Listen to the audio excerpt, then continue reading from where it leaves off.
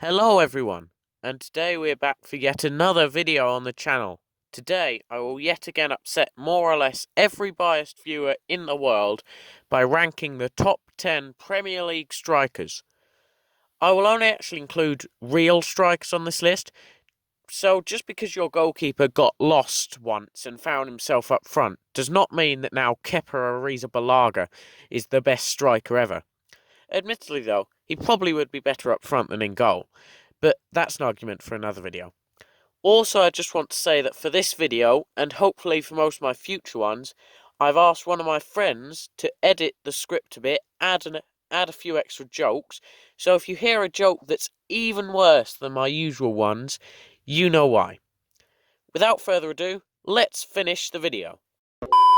Let's get into the video. 10th, Dominic Calvert-Lewin. What can I say about this man? Just as I was writing down the list for this video, he scored in the match, and I was watching it, so I moved him up to 10th spot. He's been centre to everything that Everton have done this season, and I'm really stuck with joke ideas on him. Luckily, my script editor has already come in handy and provided me with a very bad one. What does an Everton fan do after watching their team win the Premier League? Turn off the PlayStation. I'll move on.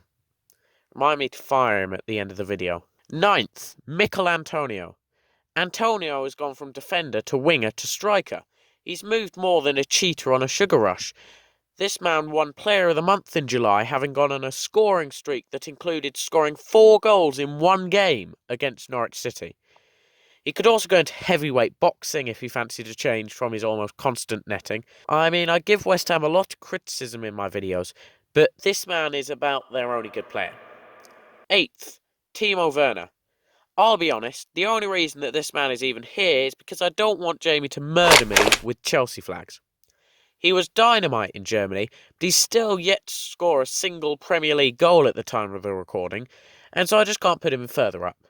At this moment in time, even Glenn Murray is technically a better Premier League player than he is. And if Murray and Patricia the Sloth were in a race, Patricia the Sloth would win. What do you mean? 7th, Heung-min Son. Best Asian player for thousands of miles. It's not surprising considering Asia is 4,786.27832 miles away. But Son is the son of the world that is Tottenham, a dark and dreary place that has forgotten the very meaning of silverware. But this beam of hope could score if his legs were in the mouth of an alligator, and to add to that he seemingly never stopped smiling. If the world was coming to an end, he would be scoring a hat-trick and saving the world, with a huge grin on his face the whole time. 6th, Sergio Aguero. Not only is he Man City's all-time top goal scorer, having the most Premier League hat-tricks of all time, he also provided us with the most iconic moment in the history of the universe. Manchester City are still alive here. Balotelli, Aguero!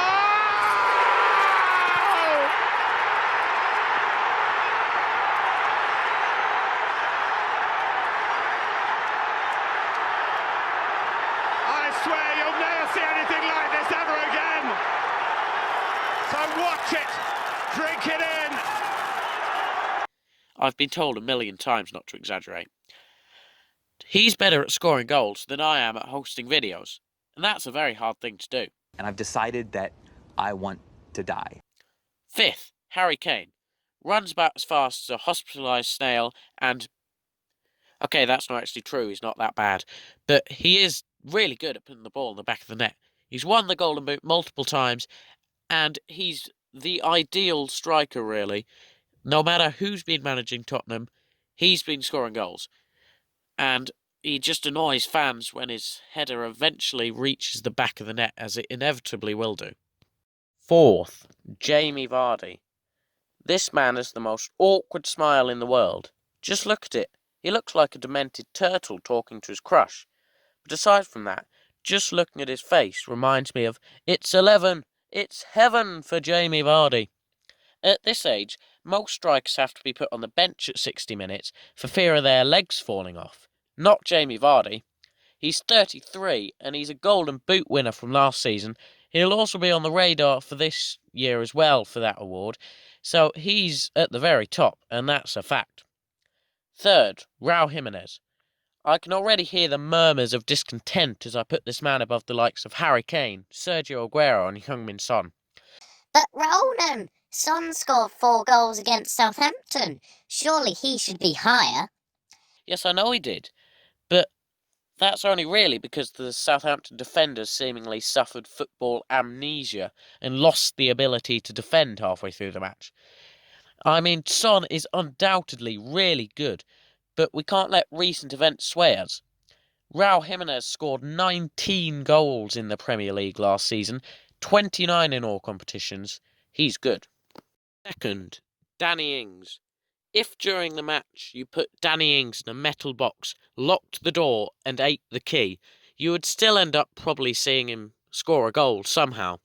And unlike some goal scorers we know, he isn't reliant on one situation either. Cough, cough, Bruno Fernandes with penalties. If you told me at the beginning of last season that Danny Ings would be the runner-up to the Golden Boot with 22 goals, I would assume that you had had your brain replaced by a second-hand toaster. But here we are. First place, Pierre-Emerick Aubameyang. Well, that was an obvious decision. Arsenal without Aubameyang would be like a school without any pupils, or a swimming pool without any water. Aubameyang can score in any match against anyone, as he has proved. His goals won Arsenal both the FA Cup and directly contributed to the Community Shield. I back him for the Golden Boot this season, and I will stand by that. Okay, that does conclude the video now. I know that some of our recent videos have taken a while to be released. Unfortunately, we had some technical errors, and so we had to put the video release date a bit later than we wanted. I would also like to thank everybody for 50 subs. I said in a previous video that I was aiming for 50 subs by Christmas, and here we are, in early October, already at that milestone. I underestimated your fantastic support. I would also appreciate it if you would subscribe if you want to see more like this, and like if you think YouTube should make a play button for reaching 50 subscribers. Also, let us know in the comments what I got wrong and right in your opinion. And as always, I'd like to thank you for watching, Jamie Fredsting, and this is new, and Mathew for our incredibly handsome script editor. I give up. He's not very handsome. And I hope you have a great day.